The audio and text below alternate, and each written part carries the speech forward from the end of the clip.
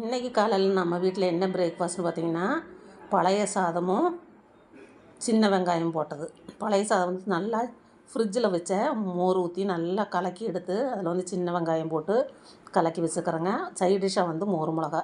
மதியத்துக்கு வந்து வெண்டைக்காய் புளிக்குழம்பு, அவரைக்காய் பொரியல், ரசம், அப்புறம் மோர் மிளகா. இந்த வெண்டைக்காய் புளிக்குழம்பு எப்படி செஞ்சுருக்கேன்னு பார்த்திங்கன்னா, கடாய் அடுப்பில் வச்சுட்டு தேங்காய் எண்ணெய் ஊற்றிக்கலாம். எண்ணெய் காஞ்சதி கடுகு போட்டுட்டு, அப்புறம் வெங்காயம், கருவேப்பிலை, வரமிளகா, பொரித்து வச்ச வெண்டைக்காய், ஒரு தக்காளி பழம் எல்லாமே போட்டு நல்லா வதக்கிக்கோங்க. இது நல்லா வதக்கி வர டைமில் நம்ம வதக்கி அரைச்சி வச்சுக்கிற வெங்காயம், தக்காளி, தேங்காய், அப்புறம் கொஞ்சம் குழம்பு மிளகாத்தூள் போட்டிருக்காங்க, எல்லாமே ஊற்றி நல்லா கொதிக்க வச்சுக்கலாம்.